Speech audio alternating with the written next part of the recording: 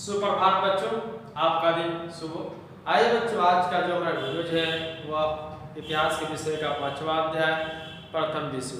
बच्चों, पिछले वीडियोज में भी हम लोग इस अध्याय पर चर्चाएं किए हैं और प्रश्न उत्तर को भी जो है हमने लिखवाया है। बच्चों, आप लोग घर पर रहें, सुरक्षित रहें और हमारे वीडियोज को देखें और फेयर का कॉपी जो है निश्चित रूप से तैयार करें। बच्चों, आप लोग जो है हमारे चैनल्स को सब्सक्राइब करें, लाइक करें, ताकि हम लोग आप जो है सीधी रूप से जुड़ सकें और हमारा वीडियो जो है आप लोगों तक पहुंच सके। बच्चों, आज चलते हैं अगले प्रश्न की ओर। प्रश्नों को देखते हैं कि प्रश्न क्या कह रहा है। प्रथम विश्व युद्ध में हमने जो भी प्रश्न कराए हैं आप लोगों से आशाएं और उम्मीद हमारी बढ़ी हुई है। आप लोग निश्चित रूप से हमारे वीडियोज को देखते होंगे और जो है उसे फेयर करते होंगे।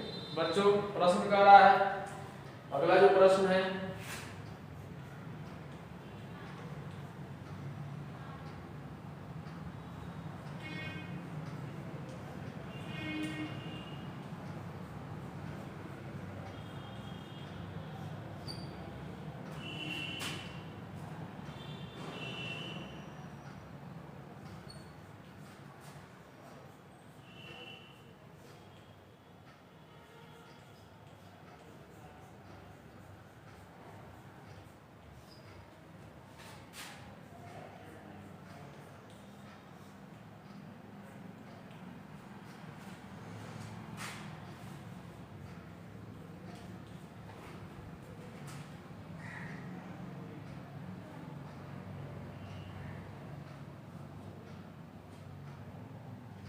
तो बच्चों आप लोगों को जानना चाहिए कि फ्रांस और प्रसा के युद्ध के उपरांत जो है गुप्त संधियों का जो है प्रथा शुरू हुई।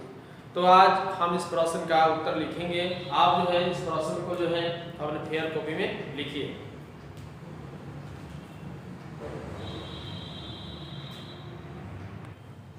तो देखिए बच्चों, प्रश्न का उत्तर बहुत ही अच्छा है। तो अभी हमने आप लोगों को बताया भी है मौखिक रूप से कि गुप्त संधियों का विकास जो है फ्रांस और प्रसा के युद्ध के उपरांत ही शुरू हुआ था। इसमें हमने लिखा भी है कि फ्रांस और प्रसा युद्ध के उपरांत गुप्त संधियों की शुरुआत हुई। गुप्त संधियों की प्रथा का विकास हुई थी, जिससे जो है यूरोप को दो प्रतिस्पर्धी के रूप में जो है बांट दिया। तो यहाँ पे देखेंगे बहुत ही अच्छी तरह से हमने बताया है। ध्यान देंगे हमारे बातों पर बच्चों, जिससे यूरोप को दो प्रतिस्पर्धी खेमों में बांट दिया। ठीक है बच्चों, तो इसी गुप्त संधियों के विकास में प्रथम विश्व युद्ध के समय जो है गुप्त संधियों का प्रथा शुरू हुआ और जर्मनी से जो है वर्साय की संधि भी की गई। और यही जर्मनी जो था वर्साय की संधि के कारण भीतर ही भीतर प्रतिशोध की आग में जल रहा था, जिसके कारण हिटलर का उदय हुआ और हिटलर जो है बाद में चलकर तनाशाह हो गया। तो इस तरह जो है हमने चर्चाएं अगले वीडियो में भी पिछले वीडियो में चर्चाएं की हैं। आइए अगला प्रश्न देखते हैं।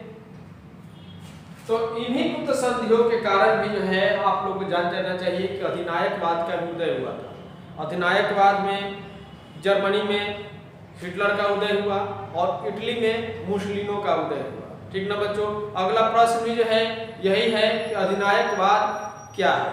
ठीक ना, प्रश्न को लिखेंगे।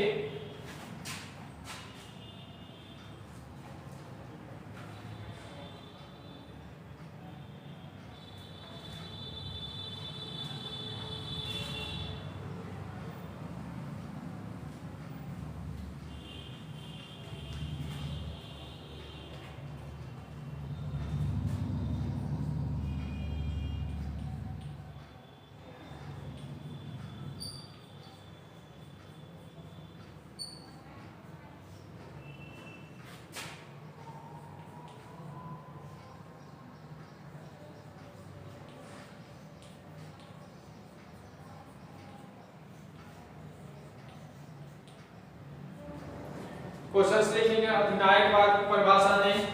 ठीक ना बच्चों, अभी हमने आप लोगों को समझाया है हमने कि अधिनायकवाद का जो है उदय गुप्त संधियों के कारण ही हुआ।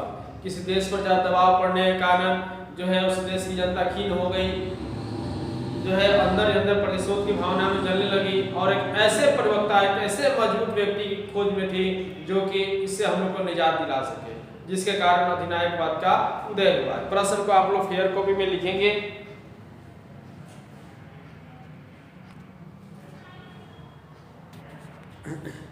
देखिए बच्चों, हमने यहाँ पे लिखा है कि अधिनायकवाद की परिभाषा है। तो प्रथम विश्व युद्ध के उपरांत हिटलर और मुसोलिनी जैसे अधिनायक का उदय हुआ। जर्मनी और इटली की दुर्दशा ने एक ऐसे व्यक्ति की तलाश करने लगे जिसके परिणाम स्वरूप जो है अधिनायकवाद का उदय हुआ। तो बच्चों, आप जानते हैं कि प्रथम विश्व युद्ध में जो वर्साई की संधि की गई थी जर्मनी से, तो उसमें एक ऐसे व्यक्तियों की खोज में वहाँ के देश के लोग थे जो कि इस निजात से इस परेशानी से हम लोग को निजात दिलाया। वहाँ पर कल कारखाने बंद हो गए थे, उद्योग धंधे नष्ट हो गए थे, क्योंकि जो भी युद्ध हुए थे युद्ध में सारे चीज नष्ट हो गए थे। बेरोजगारी की समस्या बढ़ रही थी। इटली में भी वही समस्या थी। इटली में की जो है दुर्दशा बहुत ही खराब थी, दयनीय थी, बेरोजगारी थी, भुखमरी थी, आर्थिक स्थिति जो है चरमरा गई थी।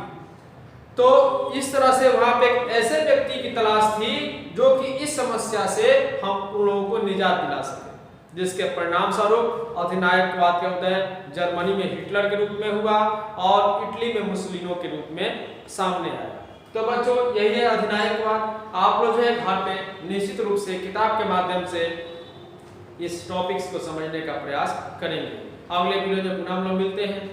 तो बच्चों, आप लोग हमारे चैनल्स को सब्सक्राइब करेंगे, लाइक करेंगे और हमारे प्रश्नों को जो है अच्छे ढंग से समझने का प्रयास भी करेंगे। और जो भी प्रश्न हम आप लोग को देते हैं उसका उत्तर भी हमारे पास आप लोग अच्छे ढंग से भेजते हैं, तो देखकर जानकर हमको बहुत ही खुशी होती है। तो बच्चों, आज के वीडियो के लिए इतना ही है।